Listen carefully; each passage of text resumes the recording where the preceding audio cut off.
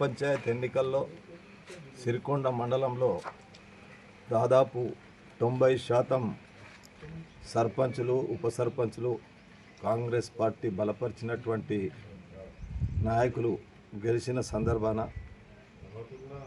ఈ మండల వాస్తవ్యుడిగా నాకున్న అనుభవంతో వారందరికీ మొట్టమొదట శుభాకాంక్షలు తెలియజేస్తాము.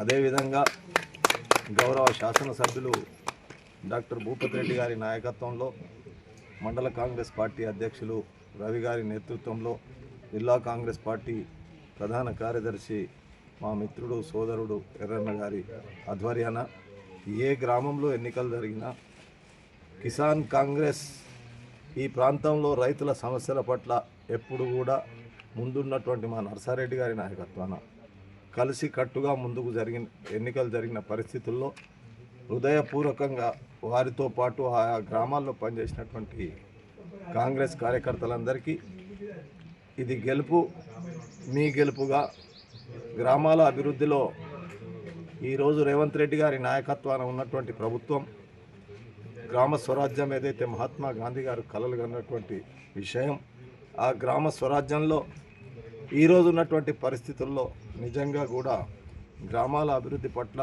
మనం చేసే సేవ చిరకాలంగా ఉంటుందనేటువంటి విషయాన్ని గ్రహించాలి. మీకు ఒక అవకాశం దొరికింది.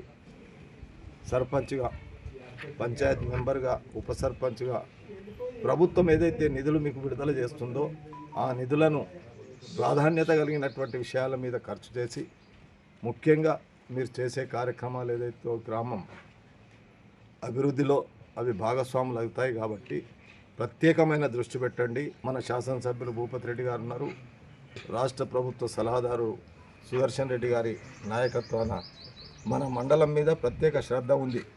మనం చెప్తే ఏది కూడా ఆయన కాదనడు.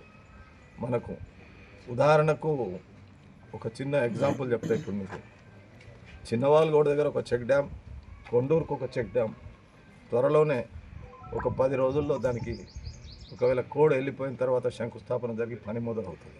అంటే మీకు తెలియకుండా ఎమ్మెల్యే గారు చేసే కార్యక్రమాలు కానీ ప్రభుత్వ పరంగా జరిగే విషయాలు కానీ కొన్ని దృష్టిలో పెట్టుకొని మన గ్రామం, మనకి ఇక్కడ కెనాల్ లేదు, చెరువులు లేవు, మనం కేవలం భూగర్భ జలాల మీద, కరెంటు మీద ఆధారపడి పంటలు పండిస్తాం.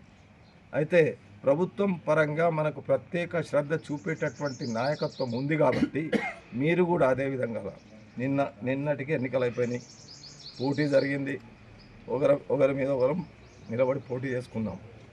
అవన్నీ మర్చిపోయి గ్రామాభివృద్ధి కొరకు కలిసికట్టుగా పనిచేయాలని కోరుకుంటూ మీకు ఏ అవసరం ఉన్నా అవకాశం మా వంతు బాధ్యతగా మీతో సంప్రదించి సహకరించి ఎమ్మెల్యే గారి దృష్టికి తెచ్చి ప్రభుత్వ దృష్టికి తెచ్చి పనిచేయడానికి మేము మీతో ఉంటామనేటువంటి మాట తెలియజేస్తూ మరి ఒకసారి మీ అందరికీ హృదయపూర్వకంగా శుభాకాంక్షలు తెలియజేస్తాం.